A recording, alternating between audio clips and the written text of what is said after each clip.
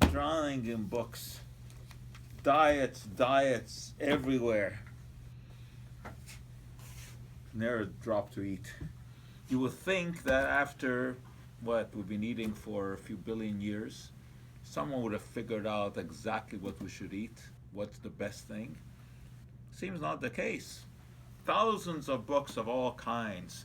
This one here is the ApoE gene diet. That's a gene that controls cholesterol. I don't even know what it's about. I haven't had the chance to look into that one yet. Books by all kinds of people, scientific nobodies like Harvey Diamond, who thinks he has the answer. Then we have the Asian diet. We have the hormone diet. Or you can eat like the Okinawans, or like the Chinese.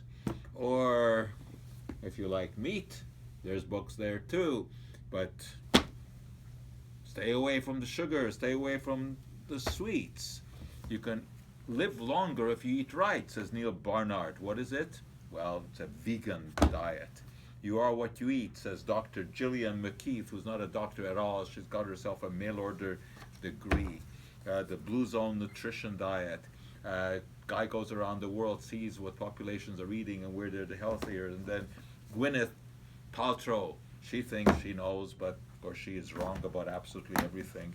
And then there is the paleo diet. We should be eating the way that our ancestors ate.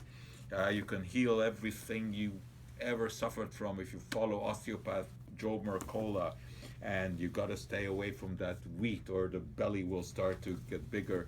Or you need to eat to live. Well, I think I agree with that.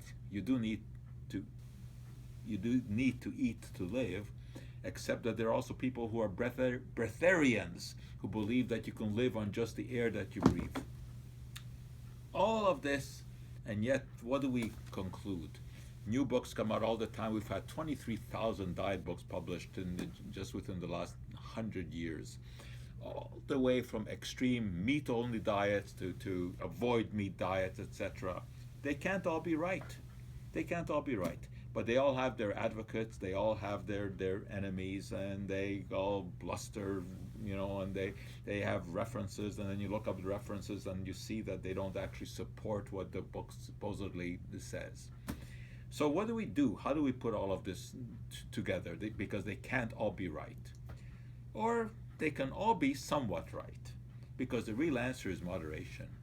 You eat a varied diet, and I think it should be mostly plant-based, but it doesn't mean that you eliminate all meat. But there's going to be new diets coming out, because there always have been diets. I mean, if we go back to the Victorian era, Lord Byron, he was the heartthrob of the day. And he wanted to look sleek and pale, because in those days, if you were pale, it meant you were an aristocrat. So he subsisted on a diet of soda crackers and potatoes steeped in vinegar. And he had followers, because they thought, gee, you're going to look like that. And then there was William Banting. Banting was an undertaker, and he was kind of obese, and he tried all kinds of diets. And then he finally concluded that eating only veggies and staying away from carbs, low carb diet, he was the founder of that, and he lost huge amounts of weight. They even used the expression to banting. Well, today people are banting or Fletcherizing, which meant that you chew food 32 times because that's the number of teeth you have. All kinds of ridiculous things. What do I say about all of this? Chuck them all out.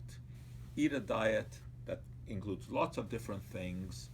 Make sure that you're eating mostly plant products, but don't stay away from the meat. There's no reason to. And then, of course, we come across the next book, Orthorexia Nervosa, that tells us that today people are so dedicated to eating the right thing that it's becoming a pathological condition. And these are the people who listen to the Food Babe and her sick ilk. And then, of course, we won't have to worry, because the end of food is coming, and the food industry is destroying everything that we eat, so that we won't have to worry about eating at all.